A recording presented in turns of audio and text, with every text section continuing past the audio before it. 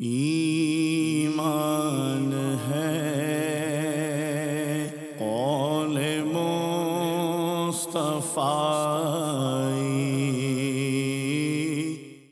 الحمدللہ رب العالمین والصلاة والسلام على سید الانبیاء والمرسلین، اما بعد فاعوذ باللہ من الشیطان الرجیم، بسم اللہ الرحمن الرحیم۔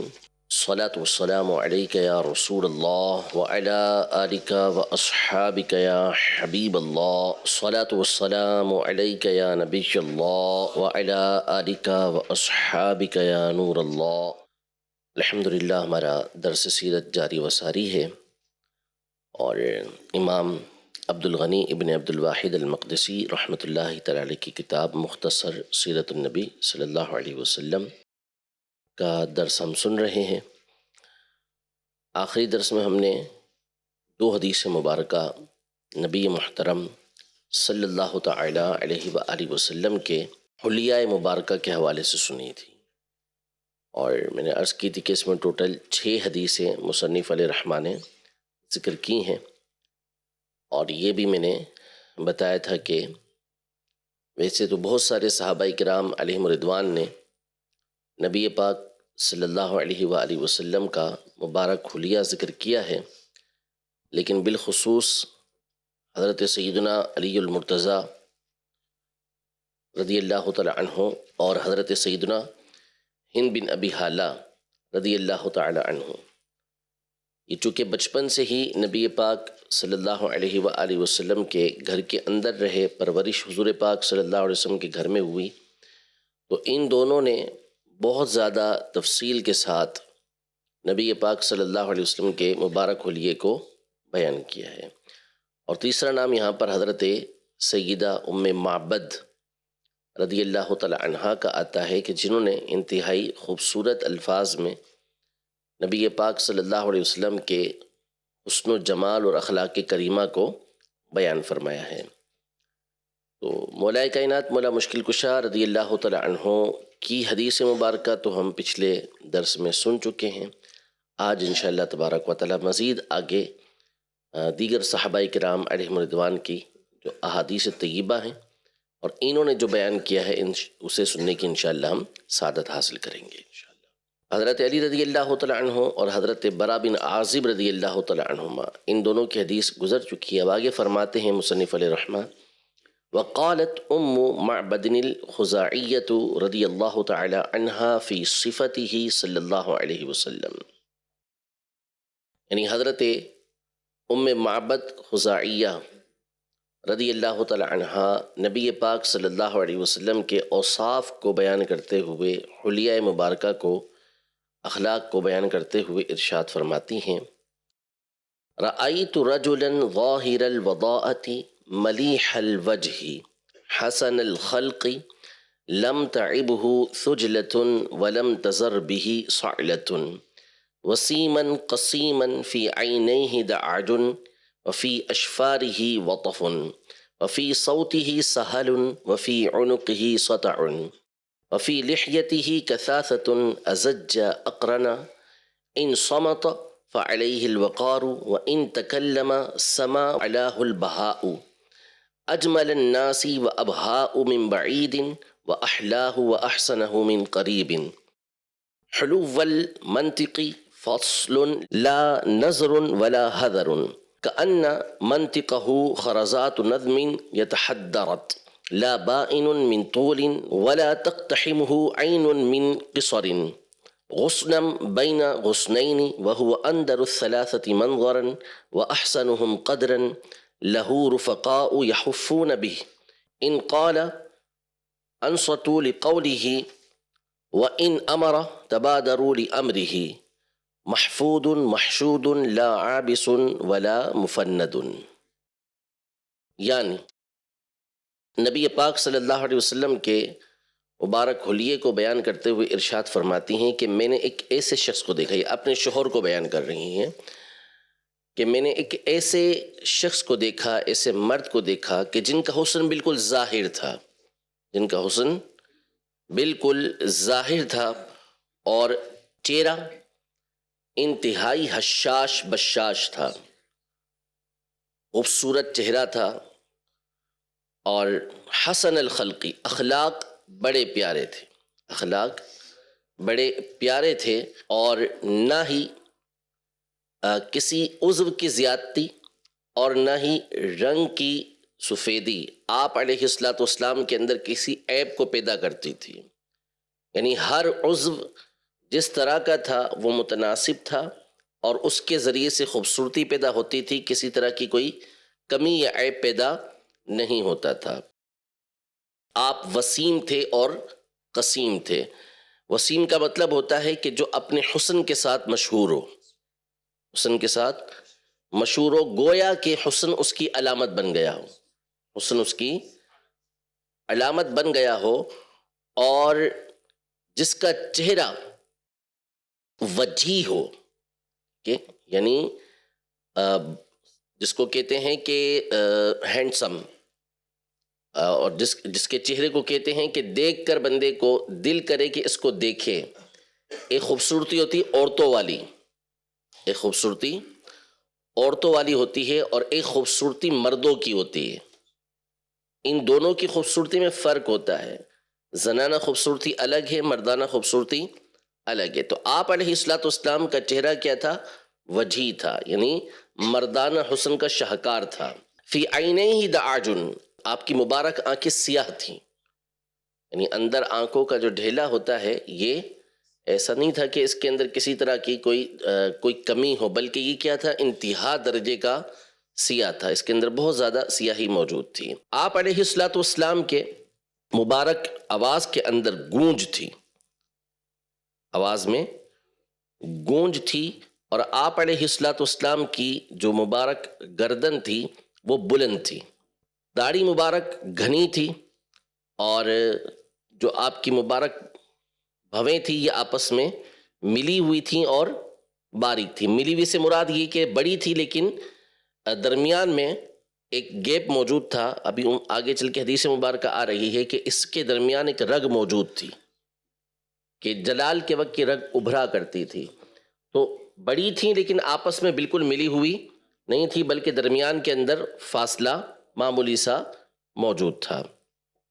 اگر یہ خاموش رہتے تو باوقار معلوم ہوتے، خاموشی کی حالت میں ان کے اوپر وقار ہوتا، اور جب گفتگو کرتے تو پھر اس صورت میں ان کی جو خوبصورتی ہوتی تھی، ان کا وقار ہوتا تھا، یہ اور زیادہ بلند ہوتا تھا۔ عالی اخلاق ہوتے تھے، یہ خود بھی کیا ہوتے تھے؟ بلند و بالا معلوم ہوتے تھے۔ آپ علیہ الصلوۃ والسلام کے اوپر جو خوبصورتی تھی وہ غالب تھی، خوبصورتی غالب تھی۔ اجمل الناس وابہاء من بعید، بڑا خوبصورت جملہ ہے کہ دور سے دیکھتے تھے تو بھی حسین و جمیل معلوم ہوتے تھے، روب دار معلوم ہوتے تھے۔ دور سے دیکھیں تو بھی کیا ہے؟ روب دار ہیں اور حسین و جمیل ہیں۔ اور فرماتی ہیں وَأَحْلَاهُ وَأَحْسَنَهُ مِنْ قَرِيبٍ، بعض اوقات ہوتا کیا ہے، بندہ کسی کو دور سے دیکھتا ہے تو دور سے دیکھنے میں تو بڑا حسین و جمیل لگتا ہے، یہ کہ دور سے نظر آ رہا ہے، دور سے چلتا ہوا آ رہا ہے، کوئی خوبصورت شخص آ رہا ہے، خوبصورت شخص آ رہا ہے۔ اب قریب آتا ہے بندے کے تو بندہ پھر اس کے جو خد و خال وغیرہ دیکھتا ہے تو بعض اوقات قریب سے دیکھنے میں مزہ نہیں آتا، وہ خوبصورتی اس کے اندر نہیں ہوتی۔ لیکن یہ فرماتی ہیں وَأَحْلَاهُ وَأَحْسَنَهُ، حسین و جمیل تو تھے بھی، ساتھ ساتھ یہ میٹھے میٹھے بھی تھے، یعنی قریب آنے کے بعد جو ہے ان کا حسن اور زیادہ معلوم ہوتا تھا۔ قریب آنے سے حسن گھٹتا نہیں تھا، بلکہ جیسے جیسے قریب آ رہے ہیں ان کے حسن و جمال کے اندر اور ہمیں زیادتی نظر آتی تھی۔ جب گفتگو کرتے تو بڑی میٹھی گفتگو کرتے تھے۔ فصل لا نظر ولا حذر، گفتگو وہ ہوتی کہ جس کے اندر نہ کسی طرح کی کمی ہوتی نہ فضول باتیں ہوتی، جتنی بات ضروری ہے اتنی بات کیا کرتے تھے، نہ کم نہ زیادہ، الفاظ فضول نہیں بلکہ جو کام کے الفاظ ہیں وہ پورے پورے ہوا کرتے تھے، فضول الفاظ اس کے اندر نہیں ہوتے تھے، اور جتنے کہنے چاہیے اتنے کہتے تھے، کم بھی نہیں ہوتے تھے، کم بھی نہیں ہوتے تھے۔ اور گفتگو کیا تھی؟ فصل ایسی تھی کہ درمیان میں اگر کوئی گننا چاہے تو گن سکے، ایک ایک جملہ نبی پاک صلی اللہ علیہ وسلم کا جدا جدا ہوتا تھا. یعنی آپ علیہ الصلوۃ والسلام کی گفتگو ایسی نہیں تھی کہ تسلسل کے ساتھ چل رہی ہو. جیسے بعض لوگ ہوتے ہیں جو قادر الکلام ہوتے ہیں لیکن ان کی گفتگو کے اندر کیا ہوتی ہے، روانی ایسی ہوتی ہے کہ ان کے جملے متصل نکل رہے ہوتے ہیں، جس کو سنبھالنا اور جس کو یاد رکھنا مشکل ہوتا ہے. جس کو یاد رکھنا مشکل ہوتا ہے کہ تیزی کے ساتھ بولے جا رہا ہے، ایک کے بعد ایک جملہ، ایک کے بعد ایک جملہ، ایک کے بعد ایک جملہ. ایسے فصیح الکلام ہوتے ہیں، لوگ بول رہے ہوتے ہیں. نبی پاک صلی اللہ علیہ وسلم کا کلام اگر آپ چاہتے تو اس انداز کا ہوتا، لیکن چونکہ آپ نے لوگوں کو باتیں سمجھانی تھی، ان تک دین پہنچانا تھا، لہذا آپ کا ایک ایک جملہ ایسا ہوتا تھا کہ دوسرے جملے سے جدا گانا ہوتا تھا، تاکہ جو یاد رکھنا چاہے وہ اسے یاد رکھ لے. گویا کہ موتیوں کی ایک لڑی ہے کہ موتی مسلسل جھڑ رہے ہیں. گفتگو سے موتیوں کی لڑی ہے، موتی پورے ہوئے ہیں اور منہ سے گویا کہ موتی آپ کے پھول گویا کہ جھڑ رہے ہوتے تھے. لبائن من طول، بہت زیادہ آپ علیہ الصلوۃ والسلام کا قد مبارک لمبا نہیں تھا کہ دیکھ کر بندے کو عجیب سا محسوس ہو، اور نہ ہی آپ علیہ الصلوۃ والسلام کا جو قد مبارک تھا وہ ایسا چھوٹا تھا کہ دیکھنے والے کو عجیب محسوس ہو، عیبدار بنائے، ایسا نہیں تھا. بلکہ قد مبارک جیسا کہ پیچھے بھی گزر چکا اور آگے بھی چل کر آئے گا کہ متوسط القامت تھے، درمیانی قد تھا لیکن تھوڑا سا نکلتا ہوا، درمیانی قد سے تھوڑا سا نکلتا ہوا نبی پاک صلی اللہ علیہ وسلم کا قد مبارک تھا. بڑی خوبصورت مثال دیتی ہیں، فرماتی ہیں غصنم بین غصنین وہو اندر الثلاثۃ منظرا، یعنی کہتی ہیں کہ آپ علیہ الصلوۃ والسلام گویا کہ دو سرسبز و شاداب شاخوں کے درمیان ایک شاخ تھے. پہلے فرماتی ہیں دو شاخوں کے درمیان ایک شاخ تھے، اور ایسی شاخ تھے درمیان کے اندر کہ جو تینوں میں، یعنی آپ کے برابر والی دونوں، تو درمیان میں ایک ایسی شاخ تھی کہ جو تینوں میں سب سے زیادہ سرسبز و شاداب تھی. سرسبز و شاداب تھی، یعنی تین شاخیں ہیں،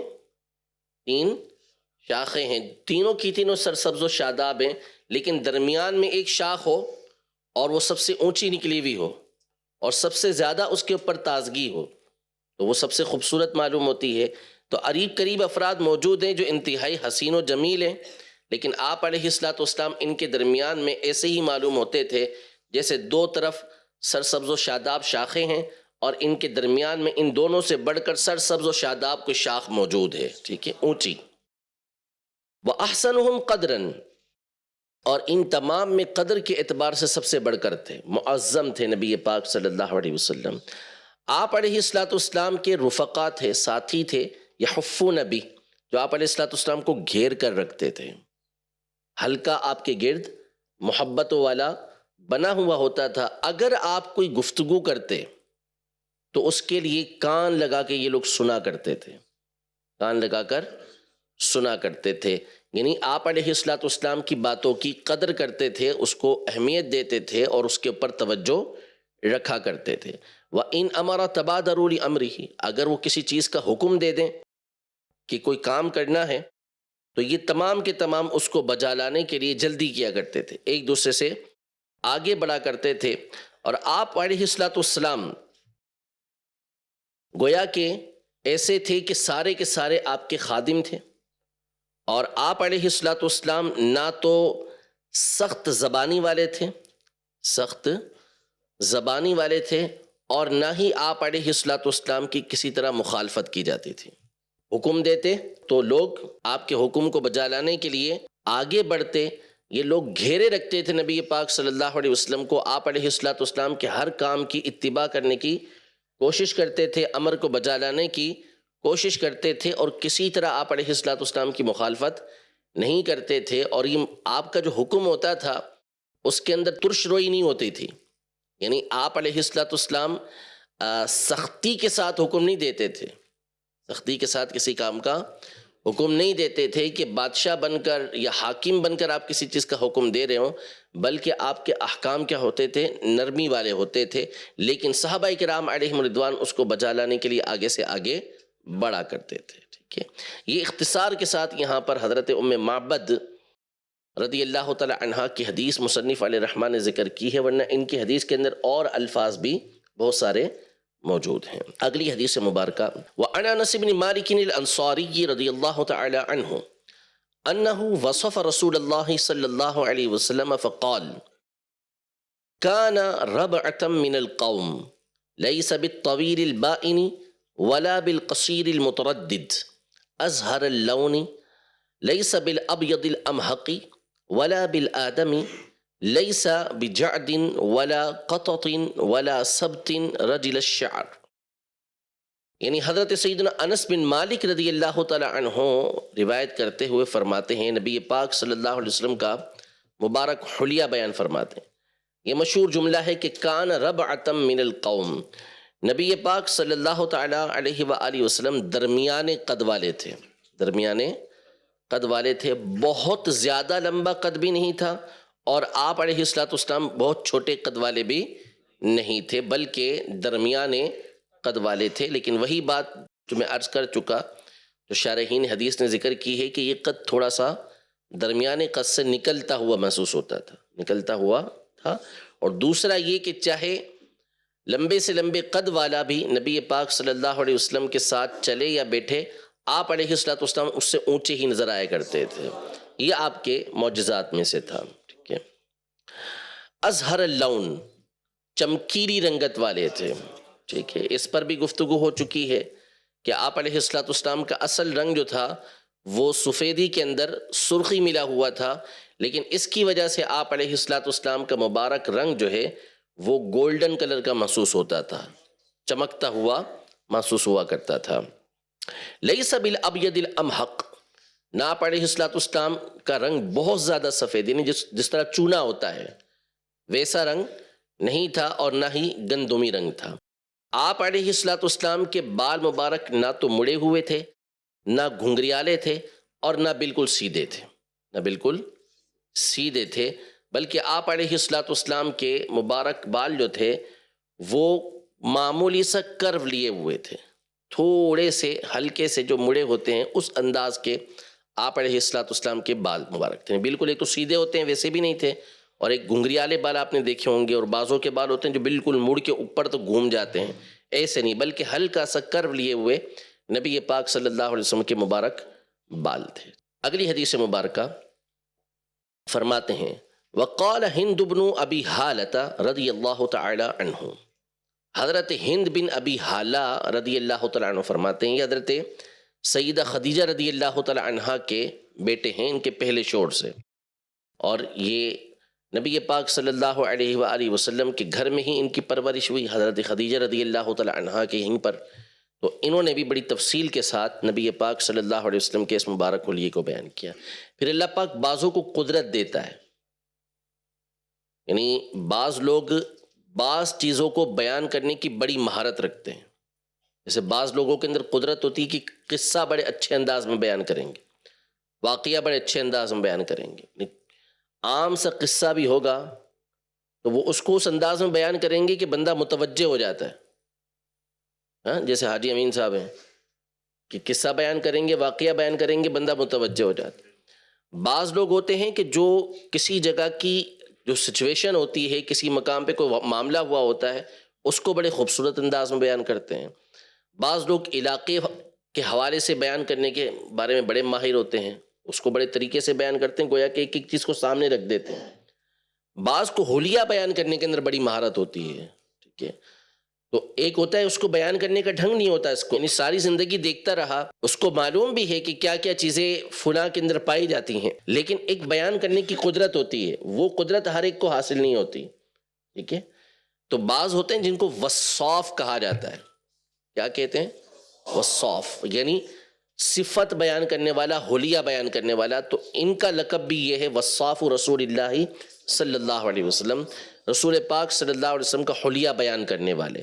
تو بڑے خوبصورت انداز میں انہوں نے بھی نبی پاک صلی اللہ علیہ وسلم کے اخلاق و اوصاف کو بیان کیا ہے۔ چنانچہ فرماتے ہیں، کان رسول اللہ صلی اللہ علیہ وسلم فخمن مفخمن، نبی پاک صلی اللہ علیہ وسلم فخمن مفخمن تھے۔ فخمن کا مطلب ہے کہ آپ علیہ الصلوۃ والسلام ذاتی اعتبار سے بھی عظیم تھے، ذاتی اعتبار سے بھی عظیم تھے، اور لوگوں کی نظروں میں بھی عظیم تھے، مفخماً لوگوں کی نظروں میں بھی عظیم تھے، یعنی آپ کے اندر اعلیٰ ترین اخلاق پائے جاتے تھے، عظیم اخلاق پائے جاتے تھے، اور دوسروں کی آنکھوں میں بھی کیا تھے؟ آپ علیہ الصلوۃ والسلام عظیم اخلاق والے تھے، ایک بڑی شخصیت تھے، ٹھیک ہے۔ ایک ہوتا ہے کہ بندہ دوسروں کی نظروں میں تو بعض اوقات اعلیٰ ہو جاتا ہے، اچھا اخلاق والا ہو جاتا ہے، لیکن خود اس کی ذات کے اندر ایسا نہیں ہوتا۔ بعض اوقات خود اچھے اخلاق والا ہوتا ہے لیکن لوگوں کے اوپر اس کا اثر نہیں ہوتا، لیکن نبی پاک صلی اللہ علیہ وسلم کے اندر دونوں باتیں پائی جاتی تھیں۔ یتلألأ وجہہ تلألؤ القمر لیلۃ البدر، آپ علیہ الصلوۃ والسلام کا مبارک چہرہ 14ویں رات کی طرح چمکا کرتا تھا۔ یہ صرف تمثیل ہے، صرف سمجھانے کے لیے ہے کہ جو حسن ہے ہمارے یہاں پر وہ 14ویں رات کے چاند کا سب سے زیادہ سمجھا جاتا ہے۔ 14ویں رات کا چاند واقعی دیکھنے کے اندر بڑا پیارا ہوتا ہے، چونکہ سب سے بڑھ کر حسین و جمیل اس کو سمجھا جاتا ہے، اور ہر زمانے کے لوگوں کے لیے موجود ہے، ٹھیک ہے نا، سارے زمانوں کے اندر یہ چاند موجود ہے اور یہ سب سے زیادہ حسین و جمیل چیز سمجھی جاتی ہے، اس لیے اس کے ذریعے سے نبی پاک صلی اللہ علیہ وسلم کے مبارک چہرے کو سمجھایا گیا ہے، ورنہ چاند کی نبی پاک صلی اللہ علیہ وسلم کے حسن کے سامنے کوئی مثال نہیں ہے، ٹھیک ہے۔ آسماں اگر تیرے تلووں کا نظارہ کرتا، روز ایک چاند تصدق کے اندر اتارا کرتا، چاند کی طرح ان کو ہم کہیں تو مجرم ہیں، کیونکہ ان کی چوکھٹ پر چاند خود سوالی ہے، ٹھیک ہے، یعنی چاند تو خود سوال کرنے والا ہے، تو پھر چاند کو کیسے تشبیہ دی جا سکتی ہے نبی پاک صلی اللہ علیہ وسلم کے مبارک چہرے کے ساتھ؟ تو یہ صرف اور صرف سمجھانے کے لیے ہے، ورنہ حقیقتاً کوئی چیز بھی نبی پاک صلی اللہ علیہ وسلم کے مبارک حلیے کی ترجمانی نہیں کر سکتی۔ اطول من المربوع واقصر من المشذب، نبی پاک صلی اللہ تعالی علیہ وآلہ وسلم آپ کا جو مبارک قد تھا وہ نہ تو چھوٹا تھا بلکہ چھوٹے قد سے بڑا قد تھا، یعنی درمیانہ، اور اونچے قد والے سے نیچے والا یعنی درمیانہ، ٹھیک ہے، اسی بات کو بیان کر رہے ہیں۔ عظیم الہامتی، نبی پاک صلی اللہ تعالی علیہ وآلہ وسلم کا سر مبارک بڑا تھا، سر مبارک بڑا تھا، تو بڑا سر جو ہوتا ہے وہ سرداروں کا ہوتا ہے، ٹھیک ہے، لیکن اس بڑے سر سے مراد یہ بہت بڑا سر نہیں، بلکہ جو معتدل ہو اور دیکھنے میں بھلا محسوس ہو، دیکھنے میں بھلا محسوس ہو۔ یہ اصول اور ضابطہ ہے کہ نبی پاک صلی اللہ علیہ وسلم کو اعضاء میں ہر چیز کے اندر اعتدال عطا کیا گیا، اعضاء میں ہر چیز کے اندر اعتدال عطا کیا گیا ہے۔ آپ علیہ الصلوۃ والسلام کے جو بال مبارک تھے وہ ابھی بیان ہو چکا کہ سیدھے تھے، لیکن بالکل سیدھے نہیں تھے، اس کے اندر کچھ کرو محسوس تھا۔ جب آپ فرماتے ان فرقت عقیقتہ فرقا والا فلا یجاوز شعرہ شحمت اذنیہ اذن ہوا وفرا، یعنی نبی پاک صلی اللہ علیہ وسلم اگر تو بالوں کو ایسے ہی چھوڑ دیتے تو آپ علیہ الصلوۃ والسلام کی مبارک پیشانیوں کے اوپر یہ بال آ جاتے، اور اگر آپ مانگ نکالتے تو پھر دونوں طرف بال نکال لیا کرتے تھے اور بیچ میں سے مانگ نکالتے تھے۔ تو آپ علیہ الصلوۃ والسلام کے بال بنانے کے یہ دونوں طریقے منقول ہوئے کہ آپ علیہ الصلوۃ والسلام اولاً جو ہے وہ بالوں کو چھوڑا کرتے تھے، بالوں کو چھوڑ دیا کرتے تھے، یہ بال مبارک آگے کی طرف ہوتے تھے، مانگ نہیں نکالتے تھے۔ پھر اس کے بعد آپ علیہ الصلوۃ والسلام مانگ نکالا کرتے تھے، مانگ نکالتے تھے اور بال دونوں طرف بنایا کرتے تھے، کیونکہ اس زمانے میں جو یہود کا طریقہ کار تھا، اہل کتاب کا، وہ یہ تھا کہ یہ بالوں کو چھوڑ دیتے تھے، اور مشرکین جو ہے وہ بالوں میں سے مانگ نکالتے تھے۔ تو نبی پاک صلی اللہ علیہ وسلم مشرکین کے امر کی زیادہ مخالفت کرتے تھے، اہل کتاب کے بھی طریقے کو نہیں لیتے تھے، لیکن چونکہ دو ہی طریقے ہو سکتے تھے، یا تو مانگ نکالیں یا پھر بال کھلے چھوڑ دیں، ٹھیک ہے، آگے کی طرف چھوڑ دیں، دو طریقے اس زمانے میں رائج تھے۔ تو اب جو قریب کا طریقہ تھا وہ اہل کتاب کا طریقہ تھا، تو آپ علیہ الصلوۃ والسلام نے بال اس طرح رکھے۔ پھر نبی پاک صلی اللہ علیہ وسلم کو حکم ہوا تو آپ علیہ الصلوۃ والسلام نے درمیان میں سے مانگ نکالنا شروع کر، اللہ پاک کی طرف سے حکم ہوا کہ اس انداز میں بال بنائے جائیں، تو آپ علیہ الصلوۃ والسلام پھر اس انداز میں بال بنایا کرتے تھے. لیکن آپ علیہ الصلوۃ والسلام کی یہ بال مبارک، ان کے مطابق، ہند بن ابی حالہ کے مطابق، آپ علیہ الصلوۃ والسلام کی یہ جو کان مبارک کی دونوں لو تھیں، کان مبارک کی جو لو تھیں یہاں تک ہوتے تھے، یہاں تک، اور بھرے ہوئے ہوتے تھے. یہ یعنی ایسے نہیں کہ جس کو ہماری زبان میں پھاکا پھاکا بولتے ہیں، یعنی جس کے بالوں کے درمیان فرق ہوتا ہے، یہاں سے کچھ ہیں، یہاں سے کچھ ہیں، درمیان میں سے جو ہے وہ اڑے ہوئے ہیں، ایسا نہیں، بلکہ یہ بال مبارک کیا ہوتے تھے؟ بھرے بھرے ہوتے تھے آپ علیہ الصلوۃ والسلام، یعنی گھنے بال ہوتے تھے، گھنے بال ہوا کرتے تھے، چھدرے نہیں ہوا کرتے تھے. ٹھیک ہے. ازہر اللونی، چمکدار رنگ والے تھے. واسع الجبینی، آپ علیہ الصلوۃ والسلام کی پیشانی مبارکہ کشادہ تھی. ازج الحواجب سوابغ فی غیر قرن بینہما عرق یدربہ الغضب، یعنی آپ علیہ الصلوۃ والسلام کی مبارک جو ابروئیں تھیں یہ باریک تھیں اور لمبی تھیں، ملی ہوئی نہیں تھیں، بالکل قریب تھیں لیکن ملی ہوئی نہیں تھیں. ان کے درمیان میں ایک رگ تھی، یدربہ الغضب، جو آپ کے جلال کے وقت ظاہر ہوا کرتی تھی. جب جلال آتا تھا تو یہاں سے رگ ابھرتی تھی اور لوگوں کو پتہ چلتا تھا کہ اس کے درمیان کیا ہے؟ فاصلہ موجود ہے. ٹھیک ہے. اقن العرنین لہو نعر یعلوہ یحسبہ من لم یتأملہ اشم، نبی پاک صلی اللہ علیہ وآلہ وسلم کی جو مبارک ناک تھی، یہ کھڑی ناک تھی، کھڑی ناک تھی. ایک ہوتی ہے لمبی ناک، کیا ہوتی ہے؟ لمبی ناک، اور بعض اوقات اونچی ناک ہوتی ہے، اونچی ناک ہوتی ہے. ناک کی جو نوک ہوتی ہے یہ آگے کی طرف نکلی ہوئی ہوتی ہے، ناک کی نوک آگے کی طرف نکلی ہوئی ہوتی ہے. یہ پسندیدہ نہیں ہوتی، یہ پسندیدہ نہیں ہوتی. آپ علیہ الصلوۃ والسلام کی اس مبارک ناک کے گرد نور کا حلقہ ہوتا تھا. لہو نور یعلوہ، لہو نور یعلوہ، آپ علیہ الصلوۃ والسلام کی گرد، ناک مبارک کی گرد نور کا حلقہ ہوا کرتا تھا. دور سے کوئی دیکھے تو ایسا محسوس ہو کہ لمبی ناک ہے، لیکن جب توجہ سے دیکھتا تو پتہ چلتا تھا کہ یہاں تو نور کا حالہ یہ گردش کر رہا ہے. ٹھیک ہے. کث اللحیتی، آپ علیہ الصلوۃ والسلام کی داڑھی مبارک گھنی تھی. ادعج العینین، آپ علیہ الصلوۃ والسلام کی مبارک آنکھیں سیاہ تھیں.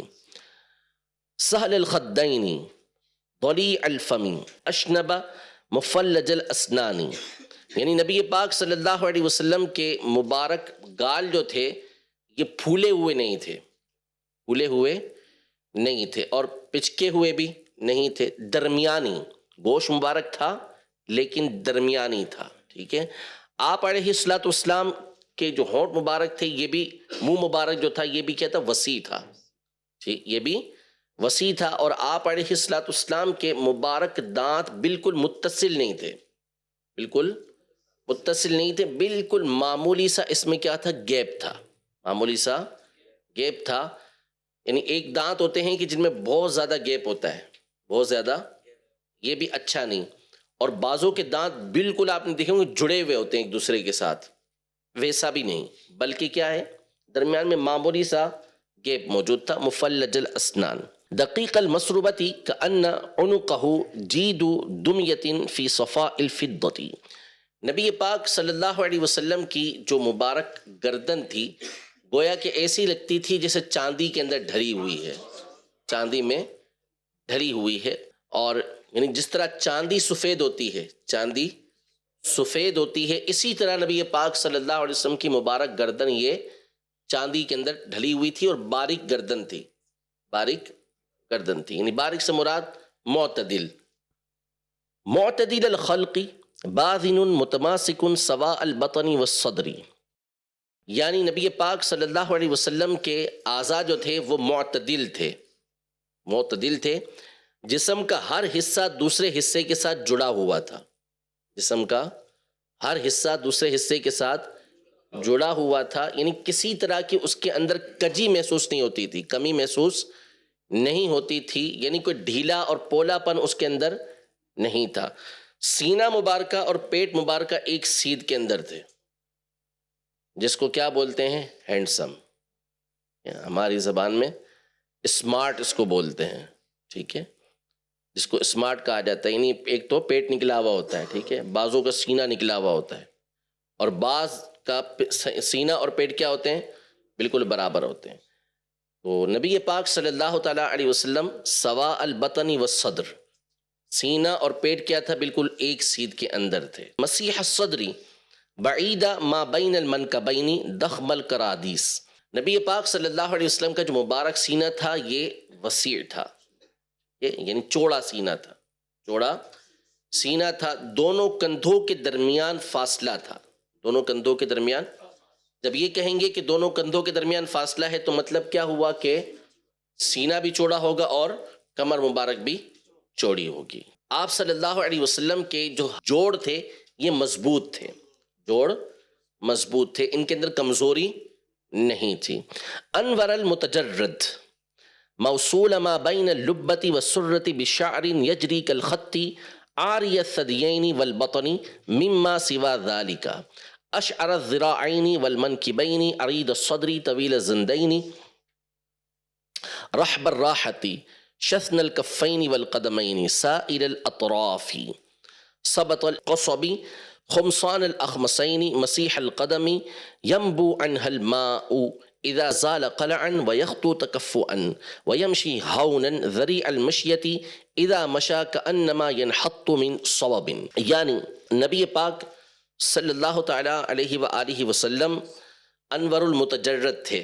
انور المتجرد کا مطلب میں پہلے بھی بیان کر چکا ہوں کہ تجرد کا مطلب ہوتا ہے جہاں کپڑا نہ ہو، جہاں پر کپڑا نہ ہو. تو جہاں جہاں سے نبی پاک صلی اللہ علیہ وسلم کے مبارک حصے سے، جسم کے حصے سے کپڑا ہٹتا تھا وہاں سے نور کی کرنیں نکلتی تھی. اس کو بولتے ہیں انور المتجرد. روشن جگہیں آپ علیہ السلام کی وہ تھی جہاں سے کپڑا ہٹتا تھا. جیسے احرام کی حالت میں آپ نے چادر اوڑھی ہوئی ہے یا عام حالت کے اندر چادر اوڑھی ہوئی ہے، تو چادر جب بندہ اوڑھتا ہے تو بعض جگہوں سے کپڑا ہٹ جاتا ہے بسا اوقات. تو جہاں جہاں سے نبی پاک صلی اللہ علیہ وسلم کے جسم مبارک سے کپڑا ہٹتا وہ جگہ روشن ہوا کرتی تھی. اس کو انور المتجرد کہتے ہیں. آپ علیہ السلام کے سینہ مبارکہ سے لے کر ناف تک ایک خط کی طرح بال مبارک موجود تھے، خط کی طرح بال مبارک موجود تھے. باقی اس کے علاوہ سینے اور پیٹ کے اوپر آپ علیہ السلام کے بال مبارک نہیں تھے. ہاں، آپ علیہ السلام کے جو بازو تھے، آپ علیہ السلام کے جو کندھے تھے، اس پر بال مبارک موجود تھے. چوڑے سینے والے تھے نبی پاک صلی اللہ تعالیٰ علیہ وآلہ وسلم، اور آپ علیہ السلام چوڑی ہتھیلی والے تھے، چوڑی ہتھیلی والے تھے. ایک تو ہتھیلی کے اعتبار سے کیا بڑی ہتھیلی تھی، دوسرا یہ کہ آپ علیہ السلام کی سخاوت کی طرف بھی اشارہ ہے کہ کھلا ہاتھ تھا نبی پاک صلی اللہ تعالیٰ علیہ وآلہ وسلم کا. شثن الکفین والقدمین، اس کا مطلب یہ ہوتا ہے کہ جس چیز کو نبی پاک صلی اللہ علیہ وسلم پکڑتے تھے تو مضبوطی کے ساتھ پکڑتے تھے. ہاتھ مبارک کیا تھے؟ سخت تھے. لیکن یہ میں پہلے بیان کر چکا ہوں یہ کس وقت کے لیے تھے؟ پکڑنے کے وقت کے لیے. ورنہ حضرت انس رضی اللہ تعالیٰ عنہ فرماتے ہیں کہ میں نے جب آپ علیہ السلام کے مبارک ہاتھ کو چھوا تو آپ علیہ السلام کے مبارک ہاتھ سے بڑھ کر نہ کوئی موٹا ریشم نرم تھا نہ کوئی باریک ریشم نرم تھا. سب سے بڑھ کر نرم جو تھے وہ نبی پاک صلی اللہ علیہ وسلم کے مبارک ہاتھ تھے. اسی طرح پاؤں مبارک تھے. لیکن ظاہر ہے کہ جب نرم نرم ہاتھ ہوں تو اس سے کسی چیز کو پکڑنے میں پھر بندے کو دشواری ہوتی ہے، پکڑنے میں، چلنے کے اندر دشواری ہوتی ہے. اس عیب سے نبی پاک صلی اللہ علیہ وسلم پاک تھے. جب آپ کسی چیز کو پکڑتے یا کسی جگہ پر آپ علیہ السلام قدم رکھتے تو اس صورت میں مضبوطی کے ساتھ قدم رکھا کرتے تھے، مضبوطی کے ساتھ اس چیز کو پکڑا کرتے. جب کسی چیز کو نبی پاک صلی اللہ علیہ وآلہ وسلم پکڑ لیتے تھے تو پھر کسی میں جرت نہیں ہوتی تھی کہ اس کو چھڑا سکے. آپ علیہ السلام کے مبارک ہاتھوں کے اندر یہ جو ہتھیلیاں تھیں گوشت سے پر تھیں، گوشت سے پر تھیں. آپ علیہ السلام کی مبارک انگلیاں یہ لمبی تھیں، مبارک انگلیاں لمبی تھیں، اور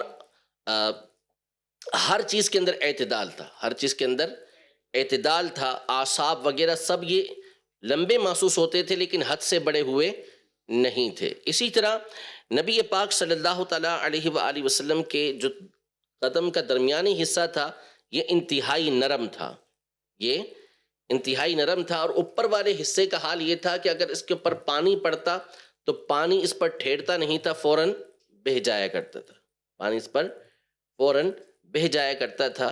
جب آپ علیہ الصلوۃ والسلام چلتے تو اطمینان اور وقار کے ساتھ قدم اٹھایا کرتے تھے، اطمینان وقار کے ساتھ قدم اٹھایا کرتے تھے۔ ویمشی ہونن، نرمی کے ساتھ، عاجزی کے ساتھ آپ علیہ الصلوۃ والسلام چلتے تھے، اور تیزی کے ساتھ چلتے تھے، عاجزی سے چلتے تھے لیکن تیزی کے ساتھ چلتے تھے، حتیٰ کہ اگر کوئی دوڑنے والا دوڑتا تو دوڑ کے نبی پاک صلی اللہ علیہ وسلم کو پکڑ سکتا تھا، لیکن آپ بغیر سانس پھولے چل رہے ہوتے تھے، اور آپ کی سپیڈ چلنے میں تیز ہوا کرتی تھی۔ جب آپ چلتے تو ایسا محسوس ہوتا کہ آپ علیہ الصلوۃ والسلام اونچائی سے نیچے کی طرف آ رہے ہیں، اونچائی سے، وہی عاجزی والے انداز میں چلنے کی وجہ سے۔ اذا مشا کانما ينحط من صبب واذا التفت التفت جميعا خافض الطرف نظره الى الارض اطول من نظره الى السماء جل نظره الملاحظہ، یعنی نبی پاک صلی اللہ تعالی علیہ وآلہ وسلم عام طور پہ صرف ملاحظہ فرماتے تھے، یوں ملاحظہ فرماتے تھے۔ آپ کی عمومی نظریں زمین کی طرف ہوتی تھی بنسبت آسمان کی طرف دیکھنے کے، آسمان کی طرف کم دیکھتے تھے، زمین کی طرف نبی پاک صلی اللہ علیہ وسلم کی نظریں زیادہ ہوا کرتی تھیں، اور جب کسی کو دیکھنا ہو تو آپ آنکھوں کے گوشوں سے دیکھا کرتے تھے۔ لیکن وَإِذَا الْتَفَتَ الْتَفَتَ جَمِيعًا، جب کسی کی طرف متوجہ ہوتے تو پورے طور پہ متوجہ ہوا کرتے تھے، یعنی اس سے گفتگو کرنے لگے ہیں، اس کی بات سننے لگے ہیں تو پھر پورے طور پر اس کی طرف متوجہ ہو کر گفتگو کیا کرتے تھے۔ یہ آپ علیہ الصلوۃ والسلام کا طریقہ کار تھا۔ یسوق اصحابہ، اعلیٰ و عرفہ تھے، حسین و جمیل تھے، مخدوم تھے، لوگ آپ کی بات سنتے تھے، آپ کی طرف توجہ رکھتے تھے، لیکن یسوق اصحابہ، آپ اپنے صحابہ کرام علیہم رضوان کو اپنے سے آگے چلایا کرتے تھے، خود ان کے پیچھے چلتے اور ان کا دھیان رکھا کرتے تھے۔ یہ نبی پاک صلی اللہ علیہ وسلم کا طریقہ کار تھا۔ وَيَبْدَأُ مَنْ لَقِيَهُ بِالسَّلَامِ، اور آپ علیہ الصلوۃ والسلام کو جو ملتا آپ علیہ الصلوۃ والسلام پہلے اس کو سلام فرمایا کرتے تھے، یعنی پہلے آپ کی طرف سے سلام ہوتی، سلام میں نبی پاک صلی اللہ علیہ وسلم پہل فرمایا کرتے تھے۔ یہ کچھ باتیں انہوں نے نبی پاک صلی اللہ علیہ وسلم کے مبارک حسن اور حلیے کے حوالے سے ذکر کی ہیں، اور درمیان میں اخلاق بھی آ گئے۔ اللہ پاک ہم سب کو نبی پاک صلی اللہ علیہ وسلم کے مبارک حسن کا صدقہ نصیب فرمائے، اور آپ علیہ الصلوۃ والسلام کی زیارت سے ہم سب کو مشرف فرمائے۔ رضا والی، خوشی والی نبی پاک صلی اللہ علیہ وسلم کی زیارت اللہ پاک نصیب فرمائے، بالخصوص قیامت کے دن نبی پاک صلی اللہ علیہ وسلم کی زیارت سے ہمیں محروم نہ فرمائے اللہ پاک، اور نبی پاک صلی اللہ علیہ وسلم کی شفاعت میں سے ہمیں اور ہماری آل اولاد، ہمارے والدین سب کو اللہ پاک احسان نصیب فرمائے۔ انشاءاللہ تبارک و تعالی اگلا جو ہمارا سبق ہے وہ نبی پاک صلی اللہ علیہ وسلم کے مبارک اخلاق کے حوالے سے ہے۔ انشاءاللہ تبارک و تعالی اس حوالے سے اگلے درس کے اندر، سبق کے اندر سنیں گے۔ رب العزت جل وعلا ہماری ان تمام باتوں کو اپنی بارگاہ میں قبول فرمائے، آمین، بجاہ النبی الامین صلی اللہ تعالی علیہ وآلہ وسلم۔ ایمان ہے قول مصطفیٰ